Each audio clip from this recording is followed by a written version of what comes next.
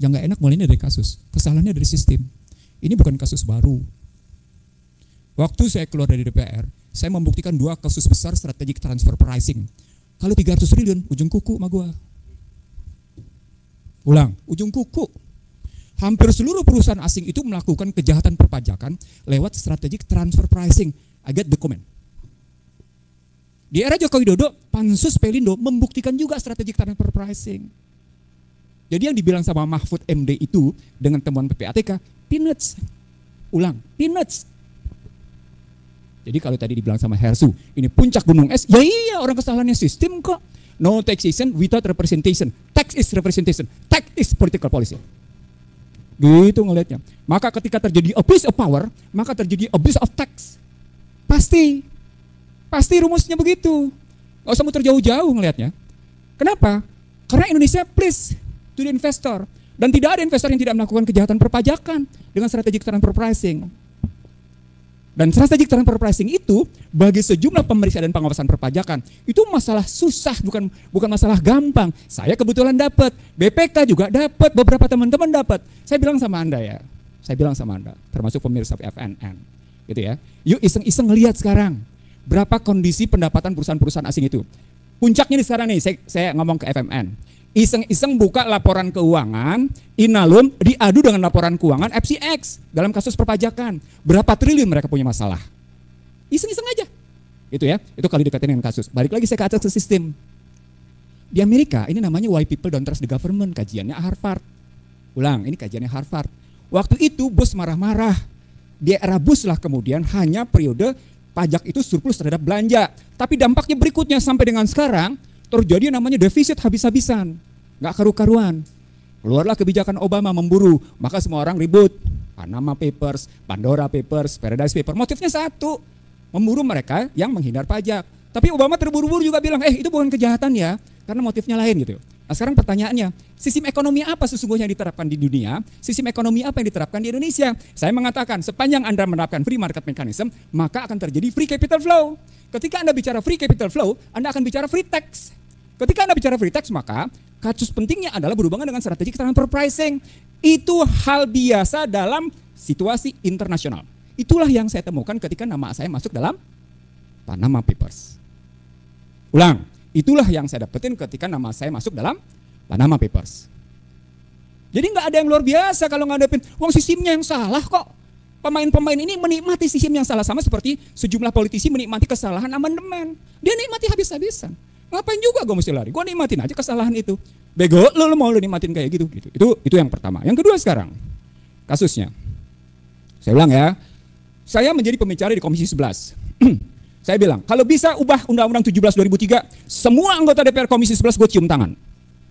Kenapa? Karena pada 2004 itu Megawati menggagas dan bertanya pada saya, tim intinya, bagaimana mendirikan Badan Penerimaan Perpajakan? Bagaimana mendirikan Badan Penerimaan Keuangan Negara? Saya bilang gampang, ambil contoh Internal Revenue Services. Debat. Megawati salah satu kampanye di 2004 adalah mendirikan Badan Penerimaan Negara atau Badan Penerimaan Perpajakan, gitu ya. Kalah Megawati. Apa yang terjadi pada Joko Widodo? Joko Widodo juga sama, menggagas tentang Badan Penerimaan Keuangan Negara. Apa dampaknya? Kejadian sekarang adalah Joko Widodo sedang ditampar oleh kata-katanya sendiri.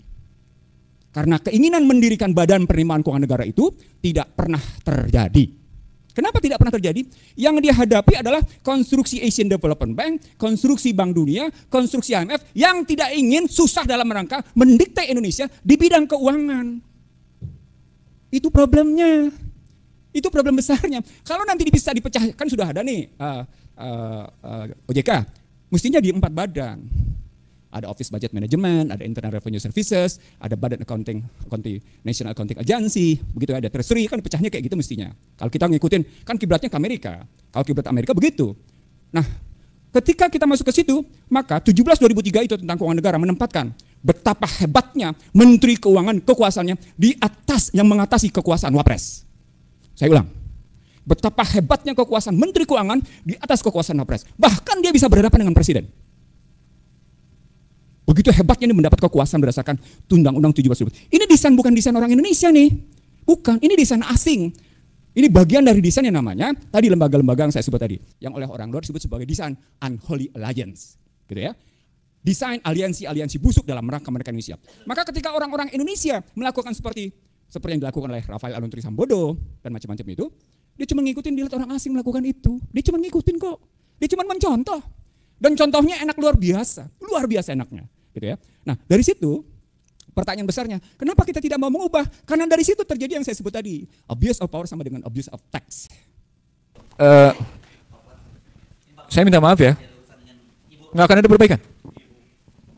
Saya bilang sama Anda, nggak akan ada perbaikan.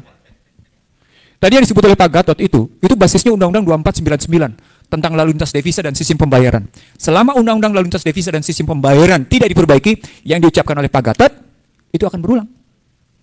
Satu, ya, itu yang diucapkan Pak Gatot tentang, enggak, karena Masya Allah, ini gagas saya kok, sesungguhnya antara lain, mbok ya bikin gitu loh reformasi di bidang ekspor itu, salah satunya adalah tidak ada izin ekspor kecuali uangnya ditaruh di dalam negeri, kan gampang bikin ketentuan kayak gitu. Tapi karena tunduk pada undang-undang lalu lintas devisa dan sistem pembayaran, si eksportis bilang nggak mau gua taruh di luar, lalu lintas devisa sistem pembayaran bebas kok devisa.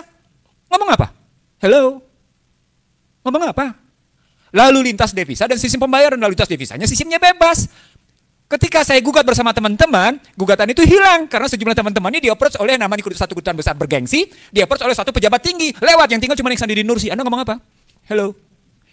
Pengalaman pribadi nih. Gue tinggal sendirian ketika gugat undang-undang kayak gini. Itu ngelihatnya. Jadi, sorry, saya ingin mengatakan sama Anda, saya bukan pesimis, justru saya optimis. Optimis apa? Optimis ambruk. Nggak akan ada perbaikan pada bangsa ini untuk tetap terjajah. Itu poinnya. Siapapun presidennya, nggak akan terpilih ke depan ini. Siapapun presidennya, neoliberal penguasanya. Karena sistemnya sudah ultra neoliberal. Dan itu terstruktur rapi lewat sistem perundang-undangan dari zaman reformasi hingga hari ini. Bahkan diperkokohnya namanya oleh amandemen Undang-Undang Dasar 2002. Itu pertanyaan Anda. Jadi kalau dilihat dari tata urutan perundang-undangan, dia sudah punya kokoh. Dudukan demikian kokoh.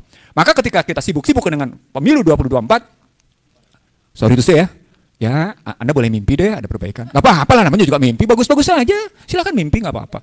Tapi kalau kemudian Anda tetap tersesat, silakan nikmati ketersesatan. Oke, sekarang pertanyaan Anda. Kalau Jul, tadi saya hitung Jul. Sesungguhnya pada kasus 300 triliun, per tahun itu mereka main antara 20 sampai dengan 23,5 triliun. Per tahun. Ulang ya, sesungguhnya mereka main 20 sampai dengan 23,5 triliun. Sesungguhnya 300 triliun itu. Angka gue lebih gede Jul. Jadi sesungguhnya yang ditemukan oleh PPATK belum apa-apa. Kenapa? Karena PPATK tidak menyelisih misalnya seperti yang selalu saya bilang tentang strategic transfer pricing.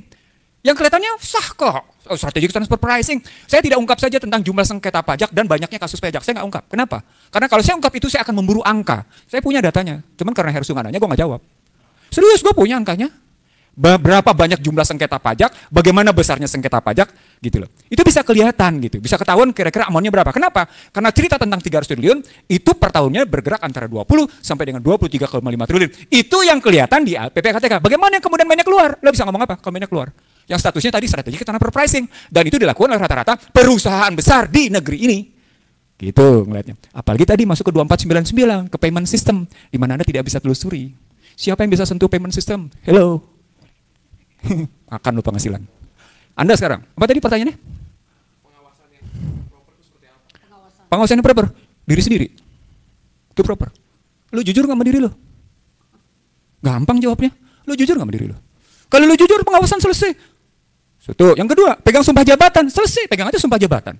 Jadi jangan menuntut orang lain. Sorry to say, kalau saya tidak menuntut. Ini yang enaknya kita main. Jadi Anda pada pendekatan sistem atau pendekatan pelaku? Itu dulu pertanyaan saya. Kalau pendekatan sistem jangan mimpi, nggak akan ada selesai. Ulang. Kalau pakai pendekatan sistem, pertanyaan lo mimpi. Ya. Saya bisa ngebuktikan sama Anda bahwa sekarang ini kokoh sekali, ultra neoliberalnya itu kokoh. Dan Anda tidak merasakan itu. Undang-undang Badan Hukum Pendidikan dibatalin. Apa yang muncul? Apa yang muncul? Tahu? Perguruan Tinggi Negeri Badan Hukum. Sama nggak? Tuh, liberalisasi sektor pendidikan. Liberalisasi sektor pendidikan, nggak ada bedanya, cuma ganti-ganti bahasa. Undang-undang kelistrikan menyatakan tidak boleh yang namanya melakukan privatisasi. Privatisasi dari hulu ke hilir, sama udah dibatalin. Undang-undang sumber daya air nggak boleh, udah dibatalin, nggak bisa jalan juga. Sekarang lu nanya sama gua, kira-kira pengawasan gimana? Dari segi sistem, sorry itu sih, gua nggak mau mimpi. Tinggal kata kunci di pelaku. Kita butuh pelaku yang betul-betul tadi. Lu punya sikap kejujuran, punya sumpah jabatan. Demi Allah, saya bersumpah kalimatnya demi Allah. Kecuali lu berani berperang sama Allah. Berani perang sama Allah. Itu aja kata kuncinya. Berani berperang sama Allah. Kalau berani, mereka berani semua. Berani semua ya? Oke. Saya omongan Anda bilang tadi berani semua, saya ingat omongan Pak Gatot. Ketika Pak Gatot menyatakan secara terbuka, mereka sudah bangkit sesungguhnya. Itu problem besarnya. Maka tidak heran ketika kalimatnya adalah, jangan pamer, di belakang kaya nggak apa-apa walaupun lo korup. Kan kalimatnya jangan pamer. Kan gitu kalimatnya. Nah artinya ketika tadi Pak Gatot bilang ada 1 triliun, balik lagi, jangan pamer dong, bahwa lu terima 1 triliun. Itu kan artinya ada sistem yang busuk yang mau ditutup-tutupin.